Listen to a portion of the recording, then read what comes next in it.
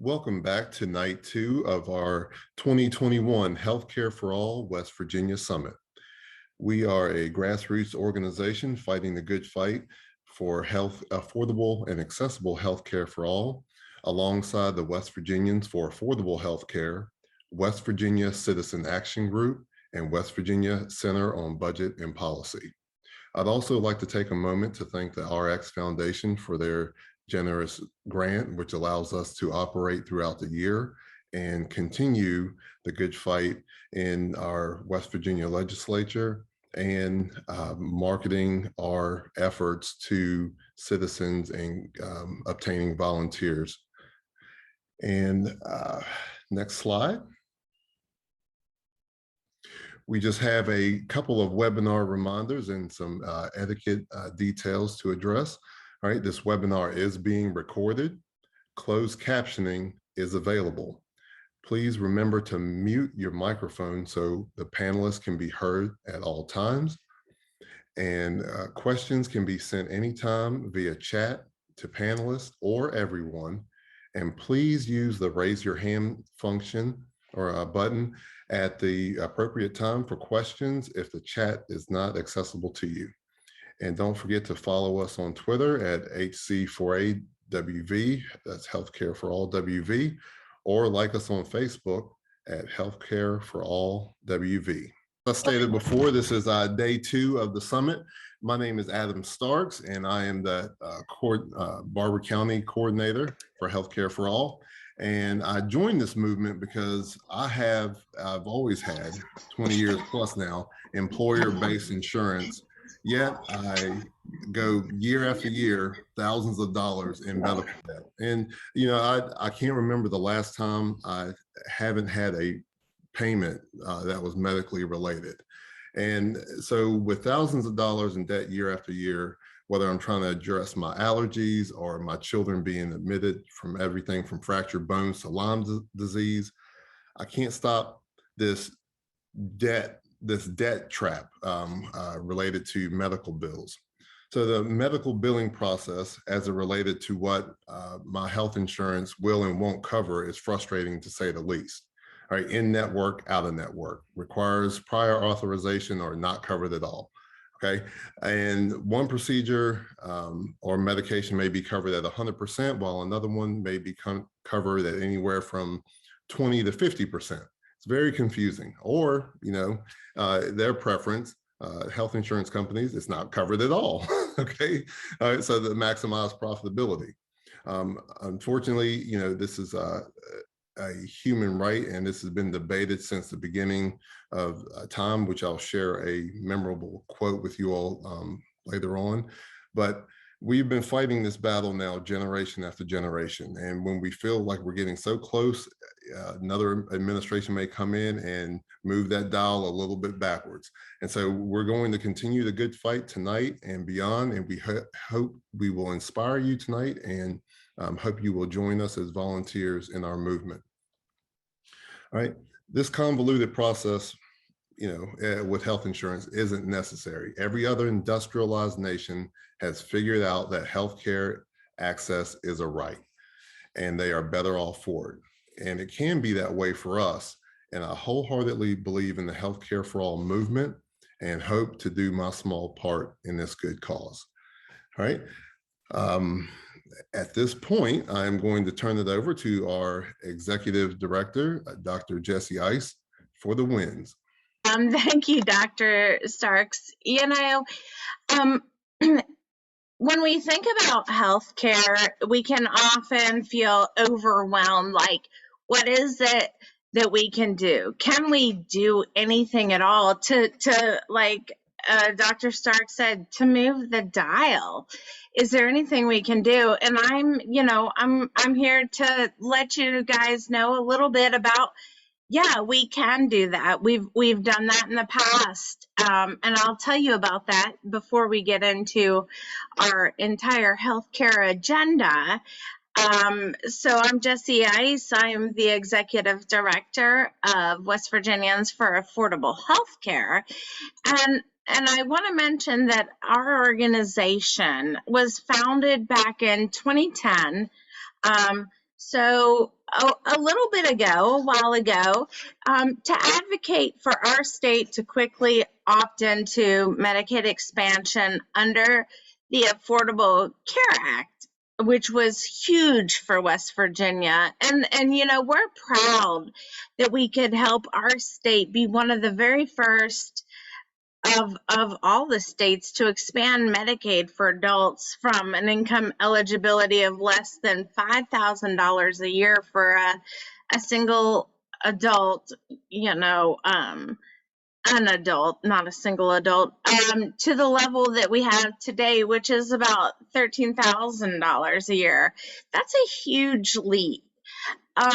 And it also allowed adults who did not have dependents to qualify for Medicaid for the first time. This is huge for the state of West Virginia. So that's where we started. And then jumping forward a bit, here with our Health Care for All Coalition, we've scored some very important health policy wins over the last couple of years. Advocacy battles, if you're familiar with how that works, they can last really for multiple years to even get one good policy passed. But we keep doing that. We keep persevering. Excuse me, I'm sorry. You know, so for example, after several years of effort in 2020, we won a dental benefit in Medicaid. So, you know, adults who are on Medicaid can access dental care. You know, and now we plan to fight for a vision benefit so that adults on Medicaid can afford glasses or contacts or whatever it is. But in the most recent West Virginia legislative session, it was kind of a wild one. On our website, wvahc.org, you can find our legislative highlights document describing everything that was passed and defeated as it relates to healthcare bills, you know, the good and the bad. But I want to take a moment and just talk about some positive wins from recent years. A big win last year, I mean, and this took 5 years of advocacy and education, but it was passing a bill to extend Medicaid and CHIP postpartum coverage, you know, for mamas and babies, but especially for mamas, from 2 months, 60 days, to a full year, so to 12 months for all women, up to 300% of the federal poverty level. And, you know, just to put that in perspective, that's about $38,000 for you know, a single mom's household. This is so important. Like, can you imagine being a new mom and losing your access to a doctor or to treatments or to medicine that you need just 2 months, just 60 days after having a baby? That seems crazy to us, and that's why we worked on it. So now new moms can keep their own health services for a full year so that they can stay as healthy as they need to be to take on the responsibility of care for their newborn children. In addition, in 2021, we saw the introduction of a Medicaid, a Medicaid buy-in bill.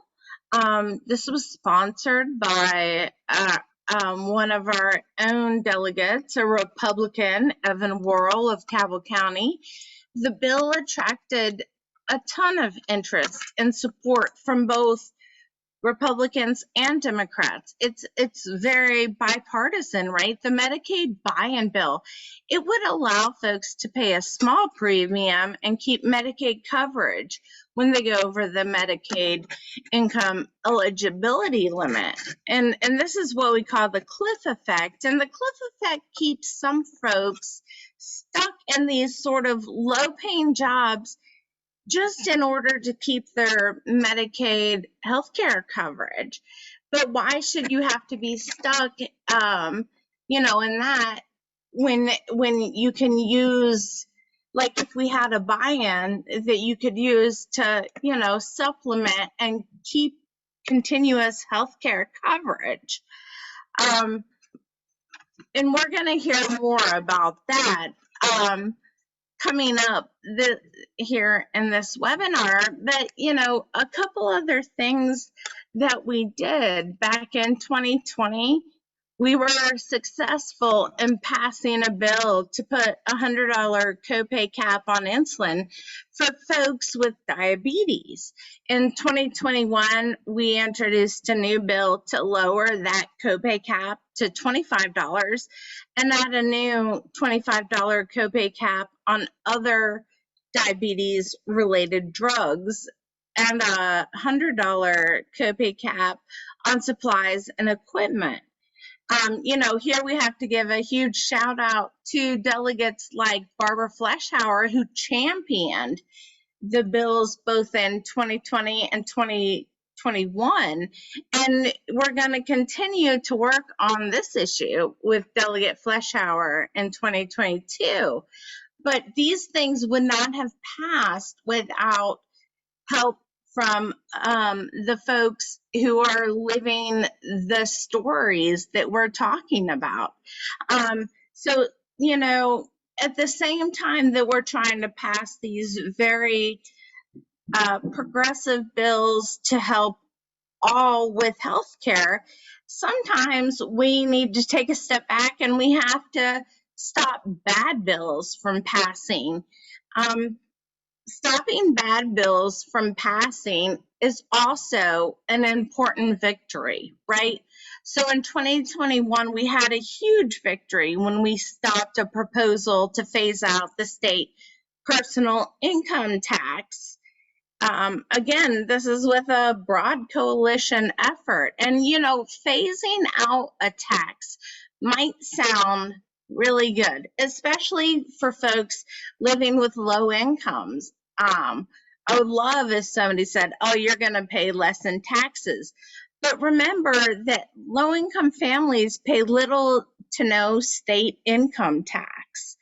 And that proposal would have raised the retail tax, sales tax, from 6 to 8%, which essentially shifts tax burdens onto the shoulders, onto the backs of the poorest West Virginians. And at the same time, the total proposal would have blown large revenue holes in the state budget and require these huge tax cuts for every state-funded program. I mean, if you think about state-funded programs, you're thinking not just Medicaid, but you're also thinking other public health programs. You're thinking parks and recreation, public schools, higher education, road and bridge maintenance, all of those.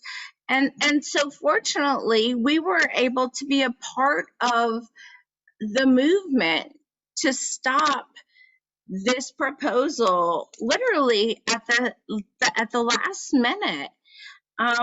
Another example, in 2021, we killed a bill that would have made it harder for low-income folks who have to go to the hospital to quickly qualify for Medicaid coverage of their hospital bills, which is very important. And so it comes to the idea that, progress can often seem like it's very slow. It can take years to move forward, even a few steps. And this can be very frustrating, but the key is to keep moving forward with eyes on the goals, even as we also fight to not be pushed backward by bad bills and bad policy.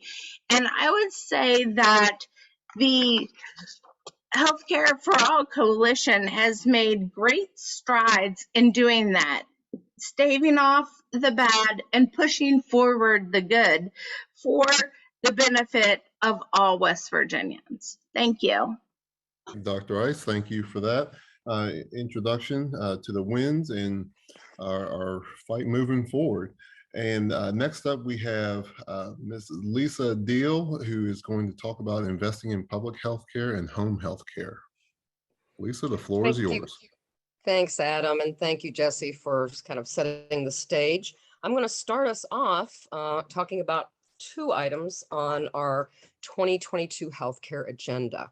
The first one is restoring lost funding to public health departments and prioritizing their budgets going forward. Since 2010, spending for state public health departments has dropped by 16% per capita, and spending for local health departments has fallen by 18%. This is according to a Kaiser Health News and Associated Press analysis of government spending on public health. At least 38,000 state and local public health jobs have disappeared since 2008 recession, and leaving really a skeletal workforce for what was once viewed as one of the world's top public health systems.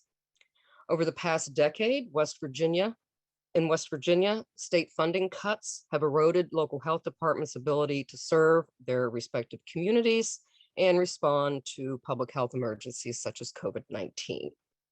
Between fiscal years 2010 and 2021, public health spending in West Virginia decreased by nearly 30%, from $20 million to just $14.2 million in inflation adjusted dollars.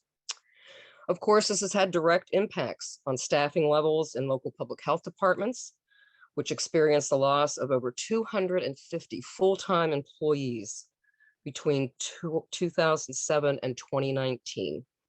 This has resulted in half of the state's public health departments lacking the legally required minimum of 4 full-time employees. I'm going to say that again. Half of the state's public health departments lack the legally required 4 full-time employees. And this is at a time where healthcare is more important than ever. In addition to providing health services such as screenings, STI testing, vaccines, and more, county health departments also monitor concerning disease and virus trends. In addition to COVID-19, they track and alert officials to concerning HIV and hepatitis outbreaks. And just as additional work came due to disease outbreaks, these officials have faced spending cuts. The spending cuts also impact services provided and the ability to monitor these potential crises, which is critical. We believe the state should restore funding to all local health departments, returning staffing to their legal levels and working to ensure that funding formulas reflect both the needs and the depth of services provided in the counties. The second item on our healthcare agenda is critically important as well, and it impacts our seniors. What about long-term care? One of our goals this year is to work to expand Medicaid coverage of assisted living as a lower cost alternative to nursing home care. Nationally, the long-term care system is complicated and is challenged to meet the actual needs of our elderly and disabled individuals. And each state makes their own decisions about provisions of long-term care services in collaboration with federal and state funding availability. Here in West Virginia, assisted living is already an important part of our long-term care system for our seniors and people with disabilities. But historically, reimbursements for assisted living have been primarily private pay. And that's true even for those who otherwise are income eligible for Medicaid assistance. The biggest problem here is that Medicaid does not pay for the cost of room and board, which of course is the highest part of the total bill. If a person can't afford to pay the room and board at an assisted living community, they're basically out of luck if they can't afford to pay that out of their own pocket. This reality creates a huge financial barrier to low-income West Virginians who are otherwise a very good fit for an assisted living community facility. They have no real option but to enter a nursing home, so Medicaid will pay for that. This makes the decision a purely financial one rather than one based on the need of services and level of care. Here in West Virginia, we have a large and growing population of people who will likely need some kind of long-term care services to live safely in their later years.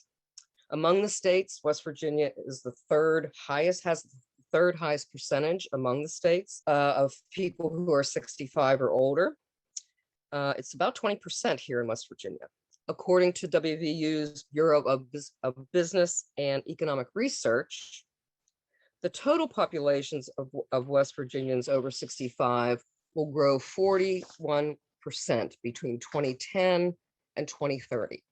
We need to get busy finding solutions to this problem. There has been an increased effort on the federal level and by state government to move individuals from institutional nursing home care to non-institutional care or community-based settings. There are advances in medical technology that have altered both the demand and the need for institutional care, but most importantly, there has been a consumer preference shift for more independent living. How many of us really want our parents to go into a nursing home or our grandparents when they really don't need that level of care? They could do really well in a community-based setting. An equal and full range of options that provide the right level of care should be available to all West Virginians, regardless of personal finances. With appropriate changes and rebalancing, West Virginia should seize the opportunity to create a more equitable and cost-effective long-term care system, because we all deserve to live with dignity and with the greatest independence possible. Now I'm going to turn this over to our coordinator in Campbell County, Kim Jones. Take it away, Kim. Thank you so much, Lisa. Like Lisa said, I'm Kim Jones and I'm the Campbell County coordinator. I'm one of 4 coordinators for Healthcare for All.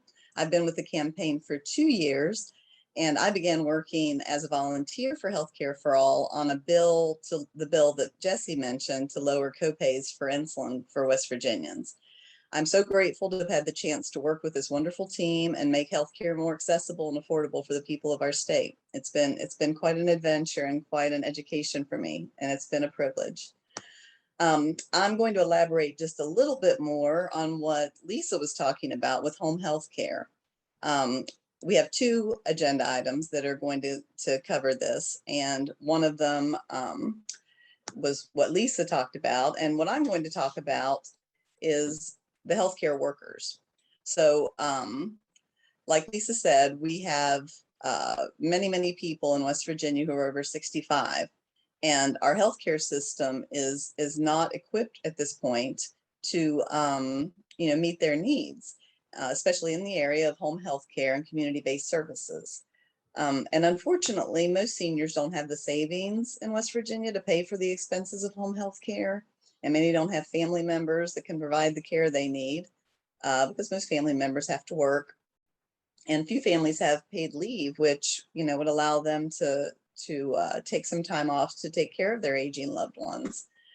But we're going to talk more about paid leave in a minute. Home health care is a field populated predominantly by women. They rarely receive benefits like health insurance or retirement or sick days. And in West Virginia, home health care workers generally make about $9 to $11 an hour. And, that's just not a livable wage. There's no way to make it with a family or even an individual on that wage. Many healthcare workers are expected to take on the responsibility of our elderly loved ones, and they're often complex medical needs for a lower wage than someone that's working in fast food service or retail. The lack of concern and respect for these workers is one of the things that's causing the home healthcare crisis across the country. People can't access the care they need or get the help that they need because there are fewer and fewer people who are prepared to work in a field where, frankly, they feel their service is underpaid, undervalued, and underrespected. So on the federal level, this issue is getting a lot of attention because it's not just a West Virginia problem, it's a problem for the whole country. The president wants to invest in his Build Back Better plan, $400 million in home health care jobs. He wants to invest in better training and higher pay for these essential workers. They're critical workers. And this would make the jobs more attractive and beneficial to potential employees. But we can't stall much needed changes waiting for federal policy. We need to protect these workers who are essential at a state level. We need to invest in community healthcare employees by increasing wages and creating a training and certification program through Medicaid. The COVID pandemic has exposed so many problems with our healthcare system, obviously. And it's exposed great weaknesses in our healthcare, childcare, and elderly care workforce. These weaknesses have been there for decades, but COVID just really brought it to the attention of everyone. Attracting new workers to this field is needed now to meet the growing demand. We need to put our money where our values are. Without home healthcare workers, family members can't go to work, and that affects our economy and our efforts to rebuild after the pandemic. And that leads to our next policy item. Our fourth one is paid family leave. And once again, the COVID-19 pandemic has significantly increased the chances that West Virginians could fall ill and need weeks to recover. And sadly, for most of us, that means missing pay or even losing our jobs. I've worked in public schools for 15 years, and I know how many times families have to choose whether to send their kids to school sick, lose pay, or get in trouble at work. I've lost pay when I had to take care of my daughter.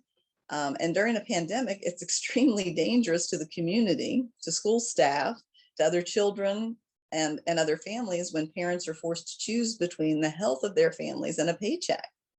It's incredibly dangerous.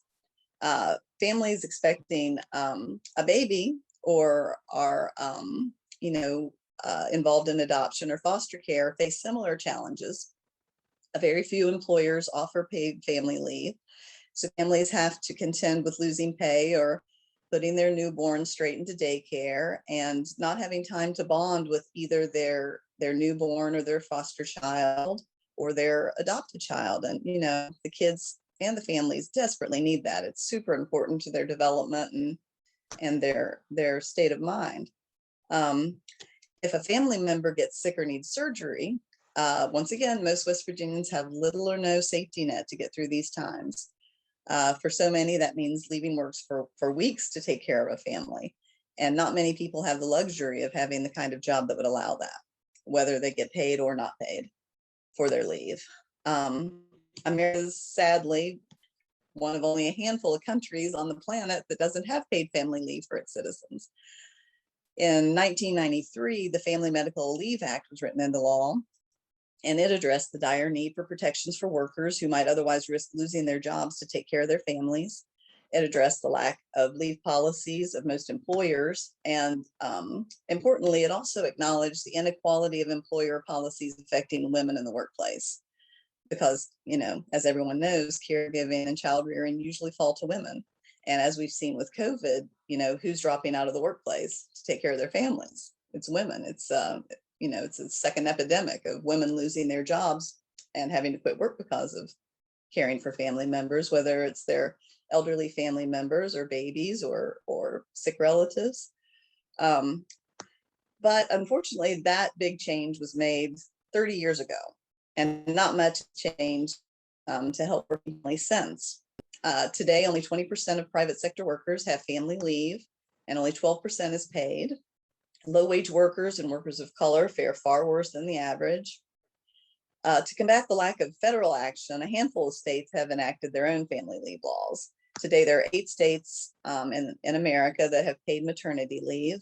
Sadly, West Virginia is not one of them. But again, there is hope on the horizon in the form of the Build Back Better plan that President Biden is proposing. It would guarantee paid family leave for all Americans. It started out before the negotiations at 12 weeks, and now it's down to 4 weeks. But I'm a little worried that it might be eliminated from this bill, which I personally think would be catastrophic. We really need this because for our country, we are ranked last of 36 countries in maternal care. So, think about that. We're the richest country in the world. And of 36 countries, we are ranked last in maternal care. That's pretty impactful. Okay, so unfortunately, most important parts of the Build Back Better plan are, as we speak, on the chopping block. Things like the extended tax credit, childcare, and paid family leave, are being slashed or eliminated more and more every day. Our Senator Joe Manchin is key to keeping these parts of the plan that are so desperately important to West Virginia families. If these things are important to you, please call Senator Manchin and Senator Capito and voice your concerns. West Virginia can't wait. We can't wait to get these federal policies underway. So once again, we're taking it and trying to get these policies passed on a state level, because we have to be responsible for the people of our state. And we really need to help our families out. And we need the support now, especially during COVID more than ever. So please get involved and contact your senators. And when we start working on the state version of this bill, please come help us and work with us on it. So thank you so much. And I'm going to pass it to Jude. Hi, everyone. My name is Jude Stevens. I am the Wood County Coordinator for Healthcare for All. I have been working with Healthcare for All since early April. Unfortunately, most of my time was spent fighting the PIT bill. So I'm looking forward to this next session where we can look for some positives instead of just trying to block the negatives. But one of the biggest barriers to accessible healthcare is something known as the Clift Effect. The Cliff Effect is a result in how our system handles social safety nets. It is what happens when someone needs services such as Medicaid or food stamps, but barely doesn't qualify due to their income. Not only does this leave a gap for those in need who don't qualify, but for those already receiving benefits, it can serve as a ceiling, trapping them in poverty. This happens because we have more so an all or nothing system, and those households that fall close to the income cap risk losing more money by trying to get ahead. Accepting a promotion or a raise can put them above the maximum that is allowed for these programs, and this can put them in a worse spot financially than had they not accepted that raise. So this upcoming year, we are going to be pushing for a solution to the Medicaid cliff effect by continuing to work with both Republicans and Democrats in the House and Senate. We hope to create a Medicaid buy-in option, essentially a more affordable insurance option to ensure continued health care for those who have reached that Medicaid cliff. So that working families can try to get ahead without worrying that they are losing their benefits due to a slight pay increase. This can help us to achieve turning our social safety nets from a ceiling trapping people to a floor that they can pick themselves up from. And just reiterating last year, how we played a role in passing the insulin affordability bill. It's really incredible because insulin is one of the medications that has skyrocketed in price over the past few decades. Between 2012 and 2016, the price of insulin had increased by 15 to 17% per year. Unfortunately, insulin is not the only drug that has been rising faster than inflation and wages. That's why this upcoming session, we will be proposing bills to make prescriptions more affordable for everyone, because Americans can be charged as much as 10 times more than other countries for the same medications, with a survey in 2019 finding that 70% of physicians said that they believe high cost of prescribed medications leads to unfilled prescriptions. Brand drugs see the highest increases, especially if there is no generic equivalent. Without price competition, government negotiation, or controls on profit, the greed of pharmaceutical companies is completely unchecked.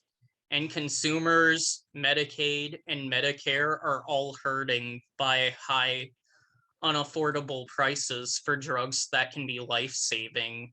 So why should we be paying more just so a pharmaceutical company can profit?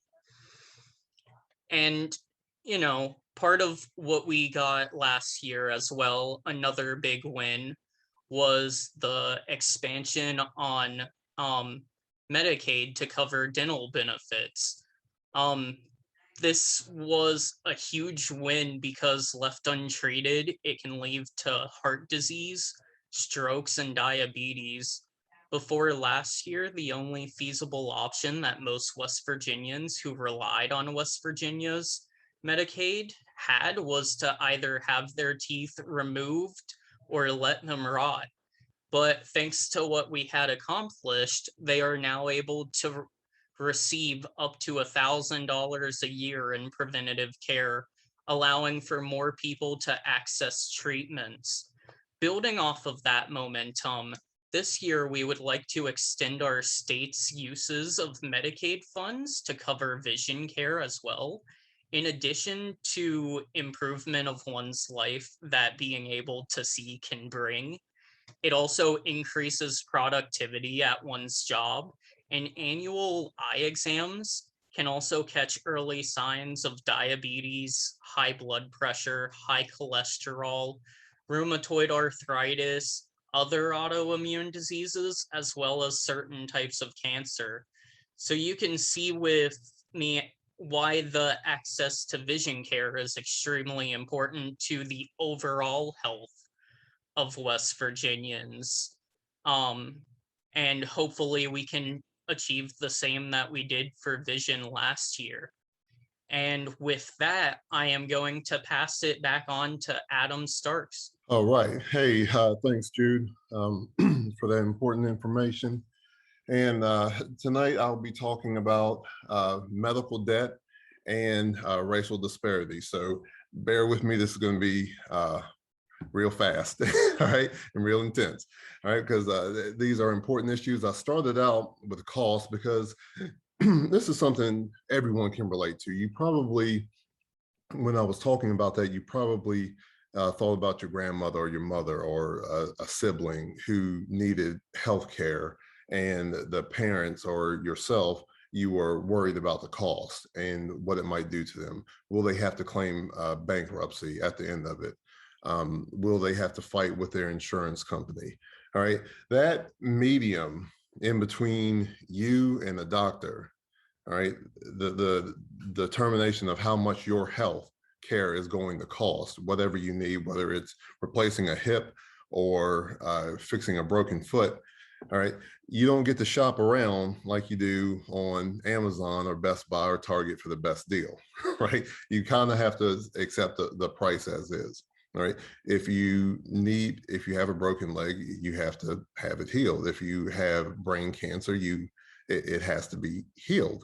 All right. And you have to, choose whether you're going to fight that disease based on cost measures. All right. Affordability. And 32 out of the 33 industrialized democracies recognize the benefits of offering like a proposal of Medicaid for all. Okay, it does two things. One, and most importantly, it takes care of the most vulnerable in our society. All right, when the Affordable Care Act was passed back in 2009, that was a huge step forward for us in terms of getting more coverage. I believe it ended up covering millions, tens of millions more Americans who otherwise wouldn't have been covered. And that is tremendous. But since then, the cost, without cost controls in place, all right, there are still cost abuses out there and pricing abuses out there. And Jude mentioned drugs, but for medical procedures, there's horror stories everywhere where people, go to Mexico because the services are so much cheaper there. And, they come back and their doctors may not be as good as ours, but at least that person can afford the cost of this. So the trip there to Mexico, the plane trip, the stay, the surgery, and then coming back, all of that is cheaper than getting the much needed surgery right here in America. It's crazy when you think about it. Last year, we showed you the caravan video of people driving up to Canada to get cheaper prescription drugs. Again, why aren't we taking care of our people? All right, that's the question we need to be asking ourselves. And it's not just about entitlements or a handout, which is what you will hear from opposing debaters, if you will, for lack of a nicer term. It's not a handout. Taking care of your society is the cornerstone of having a society. And America can and must do better in that regards. Kim mentioned earlier that COVID really exposed our vulnerabilities within our healthcare system. One of those I'm going to talk about in just a moment, but think about those who had long-term COVID, all right? $90,000, you know, if you stayed for 3 to 4 weeks, okay? But how about those who stayed several months? I mean, the highest bill I've heard so far is $700,000, okay? So to live, now they are going to have to claim medical bankruptcy. And guess what? We're the only country willing to do that to our citizens. So healthcare companies, not hospitals, but healthcare companies can make millions of dollars year after year. And, you know, our growth model, you know, they're driven by year over year growth. And so they have to, you know, increase the prices on our health insurance, which is the problem we're in right now. All right, so put yourself in another position. You know, imagine being diagnosed with cancer, all right? Like I mentioned, brain cancer earlier. What's the first thought that comes to your mind? Likely as an American, it's, can I afford to live? All right, what if you don't have savings? What if you don't have a RV to sell or a second home or something like that? We have to do better.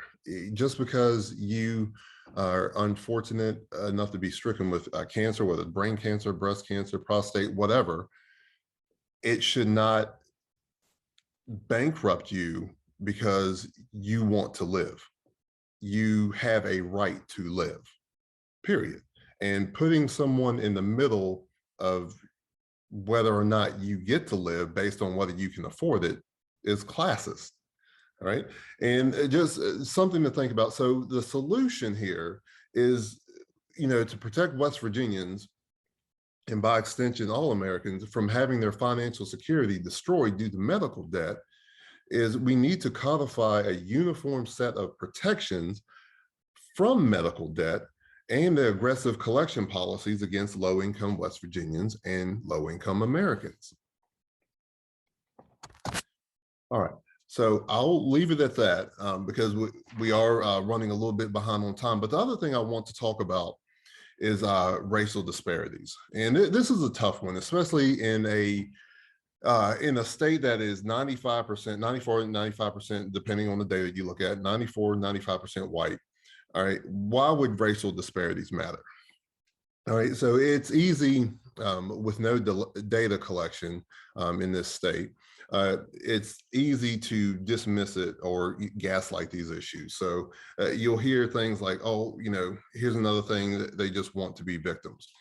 We literally do not want to be victims of anything. All right, you know, they're always complaining about something. This is a valid issue. Okay, there's no such thing as a racial health gap. Well, the studies by the CDC and the NIH, National Institutes of Health, prove otherwise. And this is year after year. It's and it doesn't matter if it's a, you know, quote unquote red state or blue state.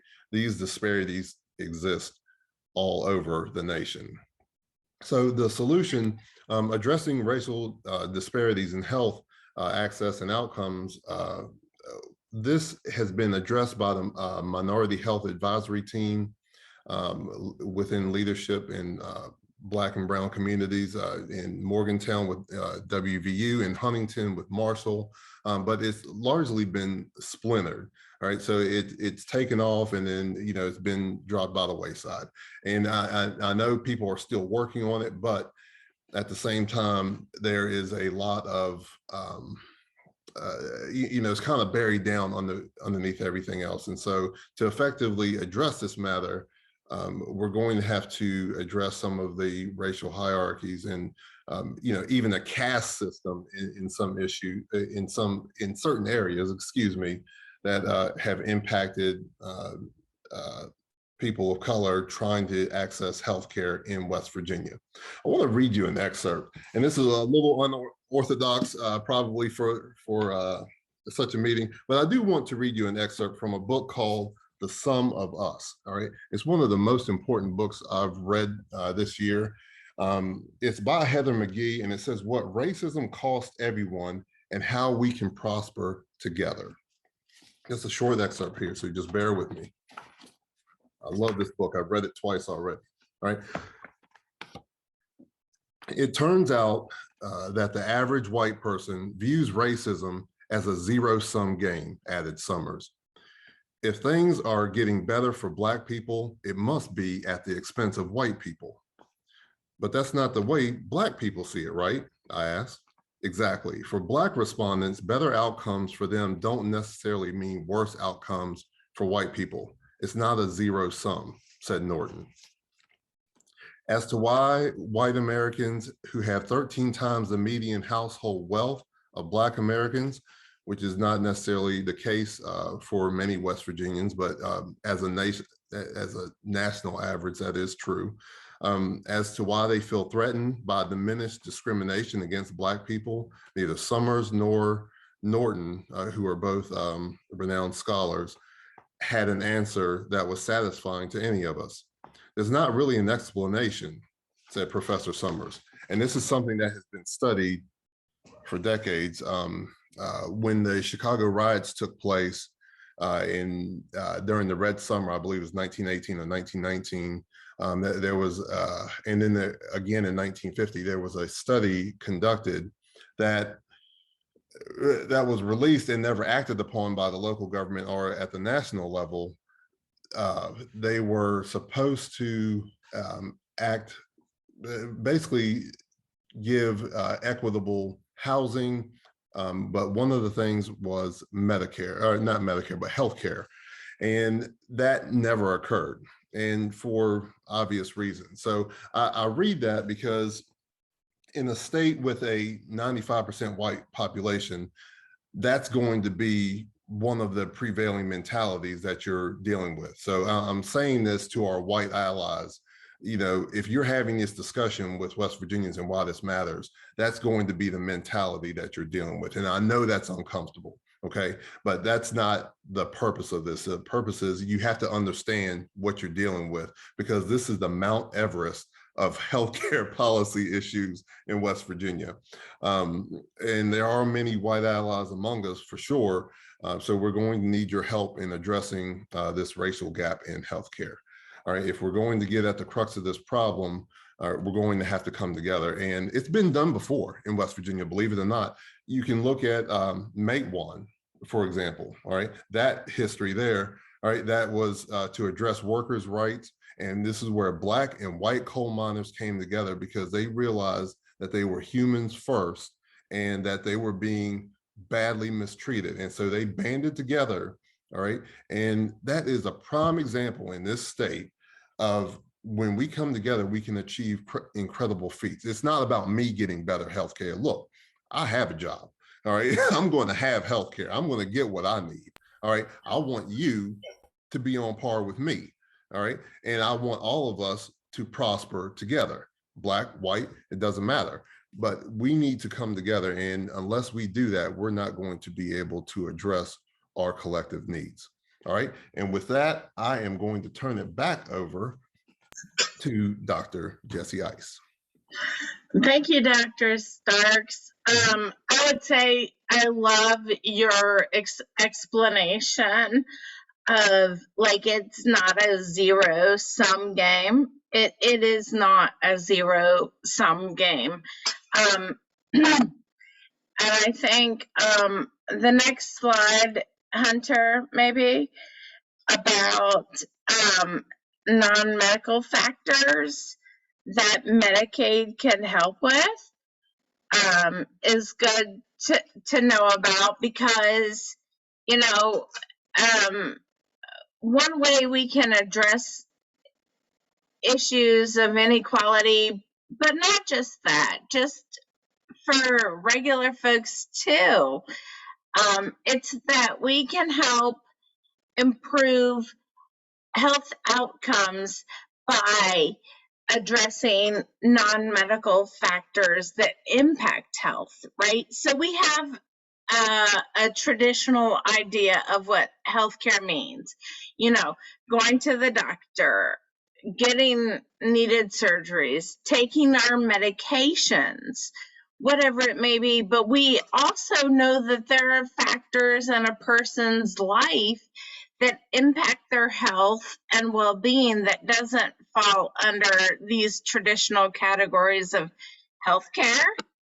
So often we refer to these things as like social determinants of health, but you know, the CDC defines social determinants of health as conditions in the place where people live, learn, work, and play that affect a wide range of health and quality of life risks and outcomes.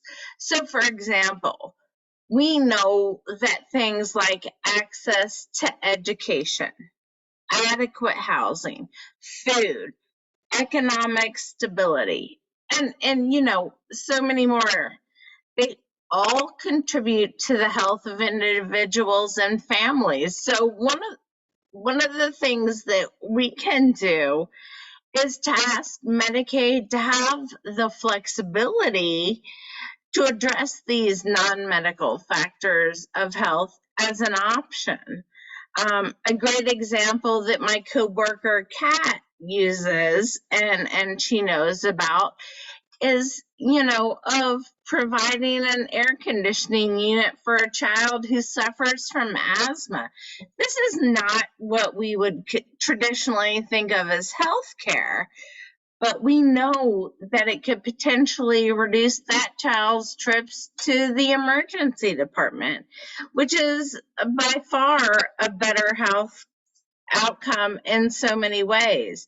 So what we're advocating for here is, you know, that Medicaid could have the flexibility to chip in on these sorts of fixes that really could be a win for all involved. And, you know, not just for the patient, but also for our managed care organizations, or as we call them, MCOs, the state and federal government as well. Like, we could all save money and have better outcomes.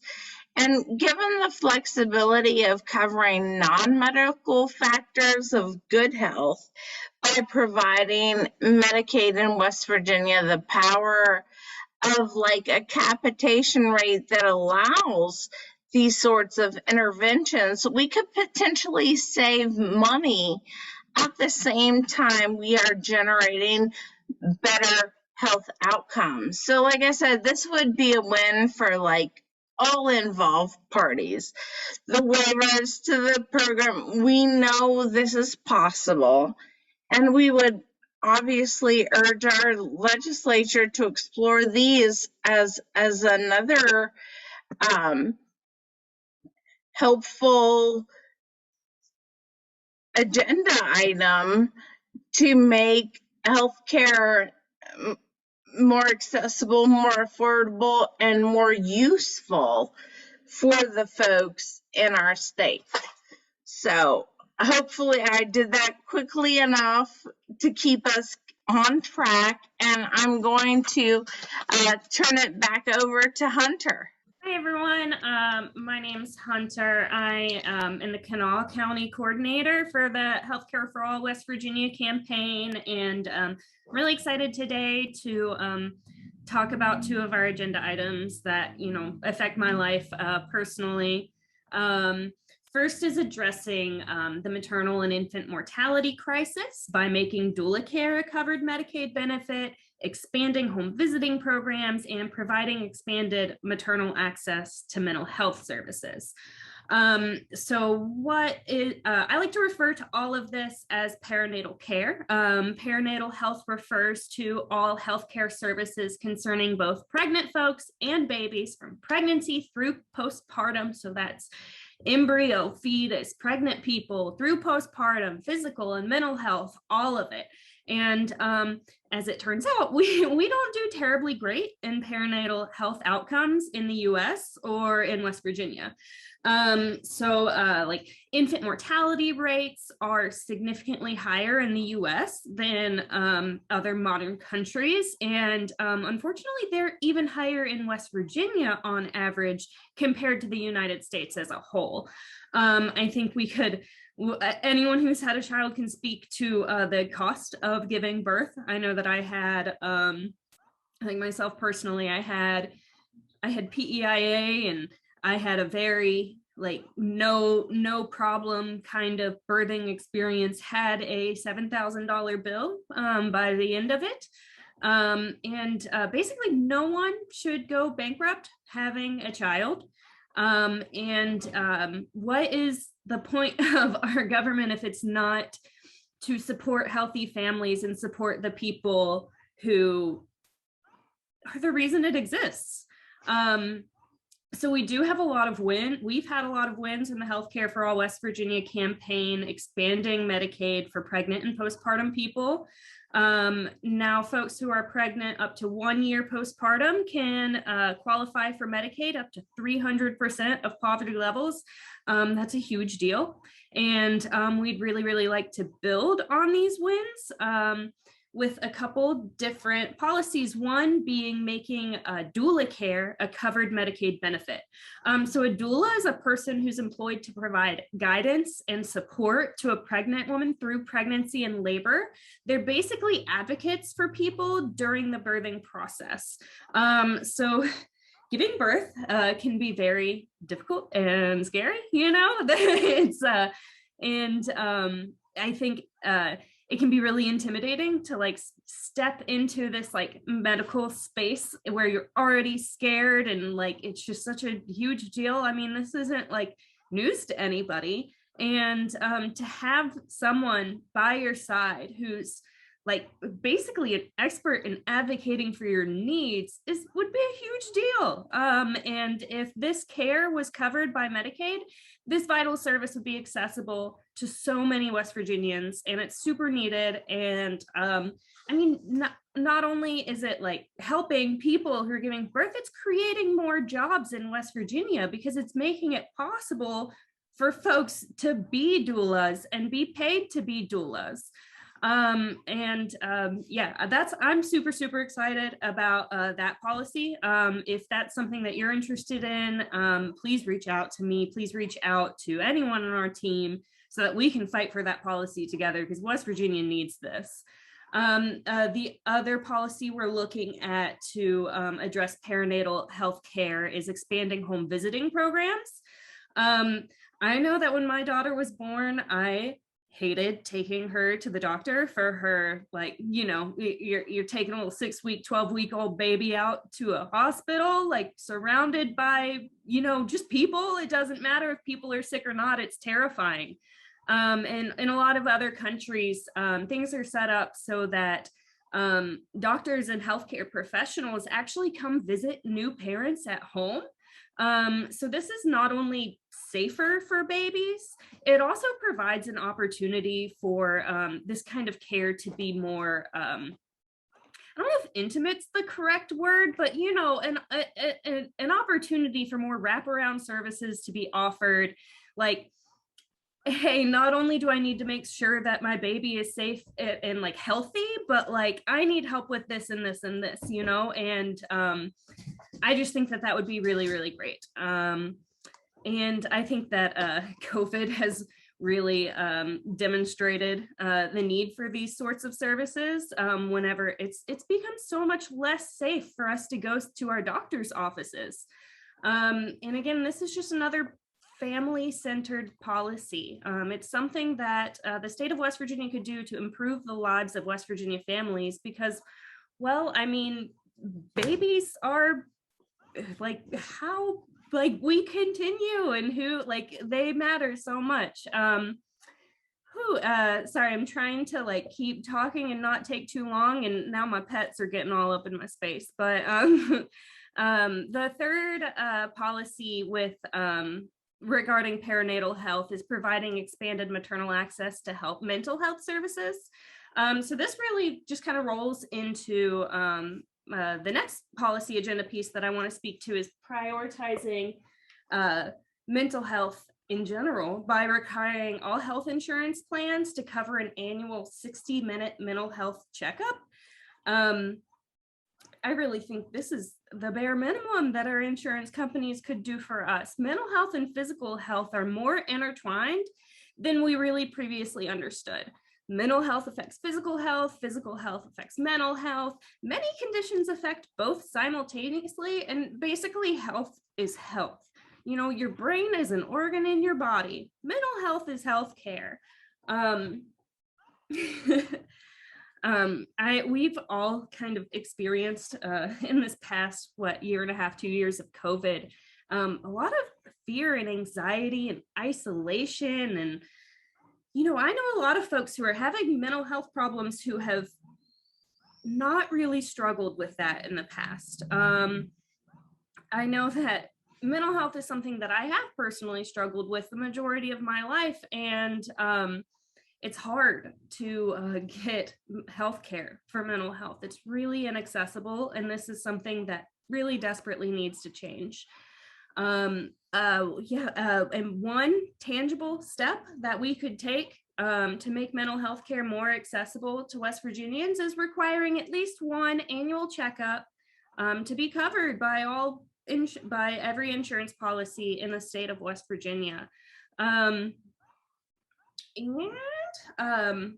gonna keep moving along since we're already a little past 7. I appreciate everyone hanging in there with us. We have a lot of really important stuff to go through.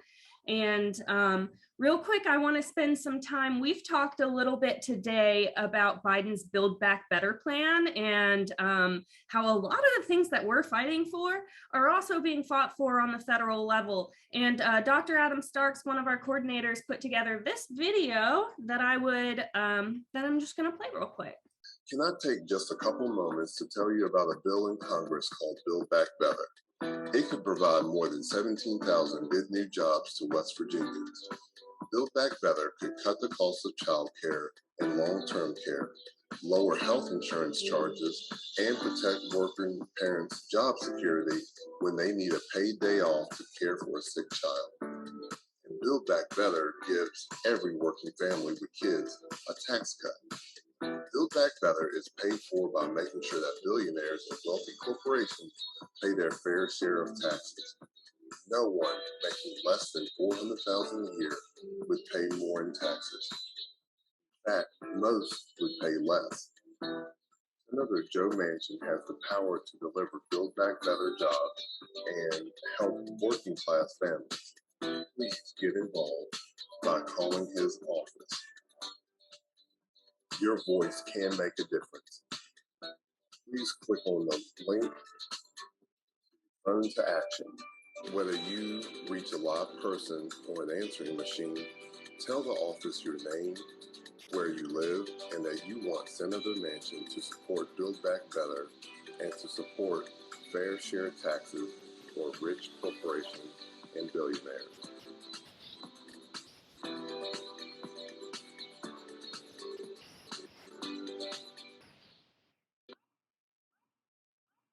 Okay, yeah, so please, everybody sorry. So one of the most powerful things we have as West Virginians to make change is to use our voice. You might think that a phone call and email doesn't make a big difference, but it does. there have been so many calls to Manchin's office lately. It's pretty satisfying. I would really love for everyone, if this is something that, if you care about healthcare, if you care about improving the lives of West Virginians, please call, make your voice heard. Let me get back to my notes. I know things are have been really wild with COVID, things being virtual, but there really are ways for us regular folks to affect change and create the West Virginia we want to see. And like I said, one of the most powerful things is our voice. Story sharing plays a huge role in affecting positive change in West Virginia. So I'm going to take a moment now for us to be able to hear from Mariah, who is one of the folks with our campaign, who helps make, if you have a story that, how healthcare has affected your life and the change that you need to see, she can help you use your voice in an effective way to make the change you want to see. Hi, my name is Mariah Plant, and I'm the Story Collection Coordinator for West Virginians for Affordable Healthcare, a nonprofit organization working to bring consumer voices to the forefront of public policy in West Virginia.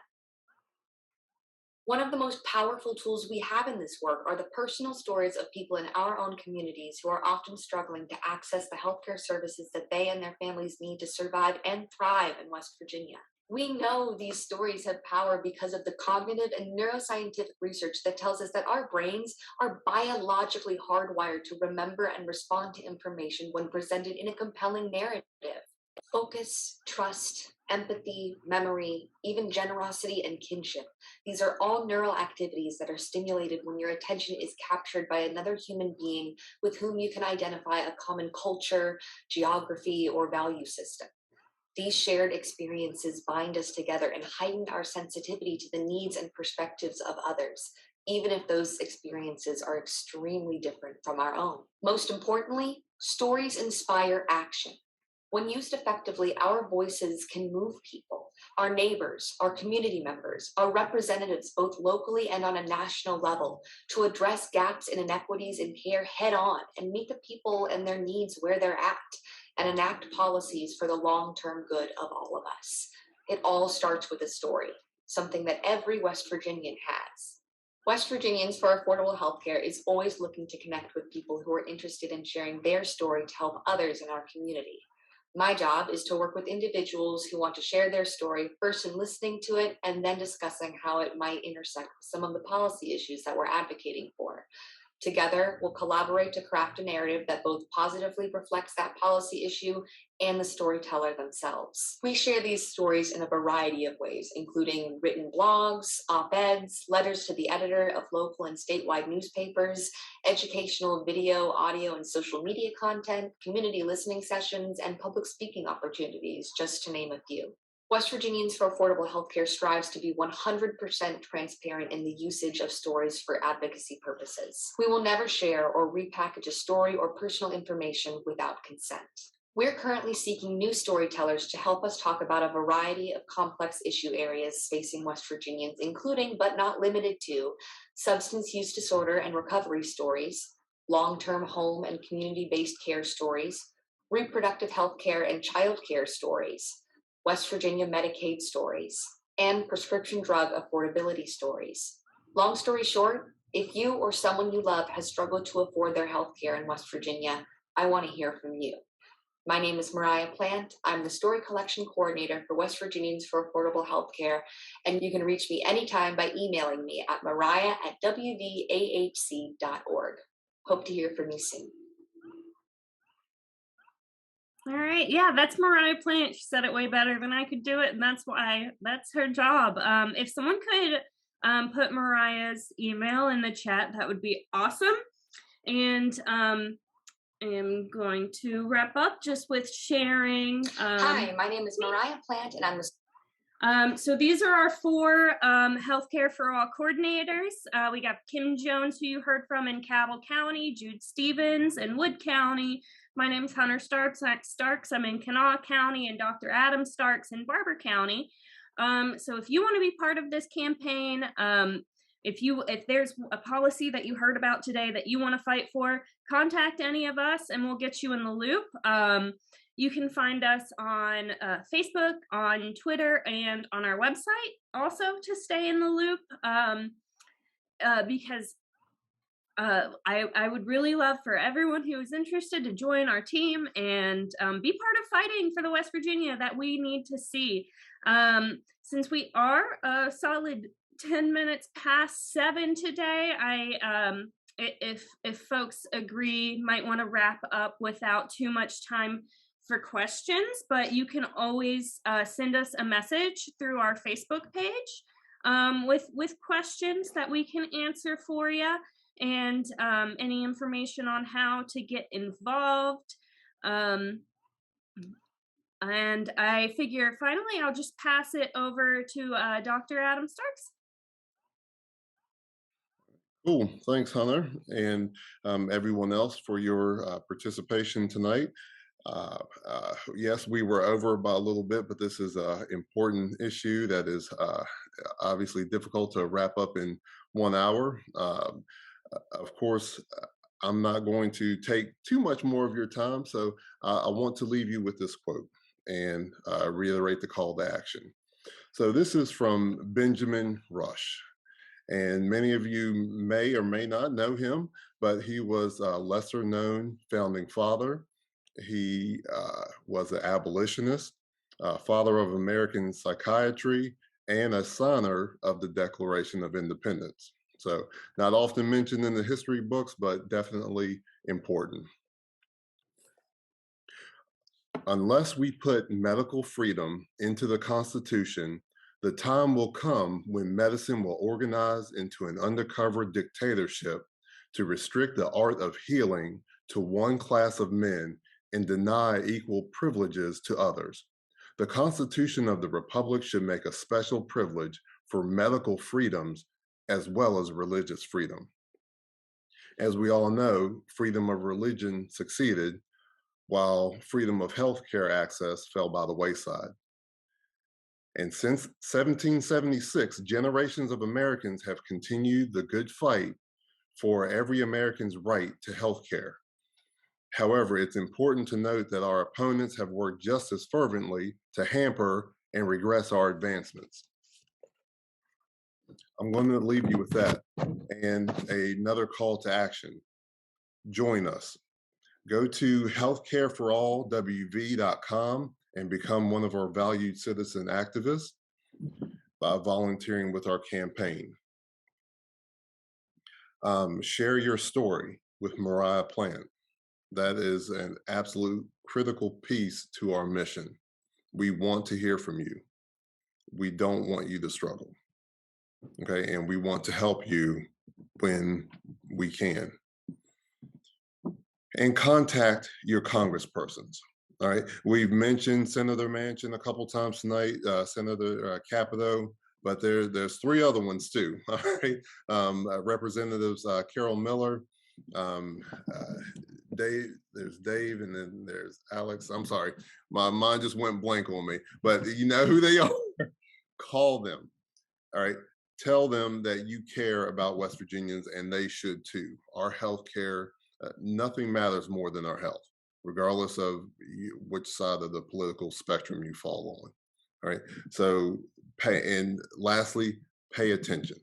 Okay. Pay attention to what they're doing, because you never know what's lurking around the corner. All right. Whether it's a bad tax proposal or axing a critical Medicare or Medicaid need, whatever the case may be, we deserve these. These are not handouts. These are not, giveaways or whatever they want to call them. All right, you deserve the right to live in the best possible health in the richest country in the world. We can afford this. We can do this. All right, so keep that in mind. Thank you for taking part in our summit, and we hope you will join us in this mission. Good night.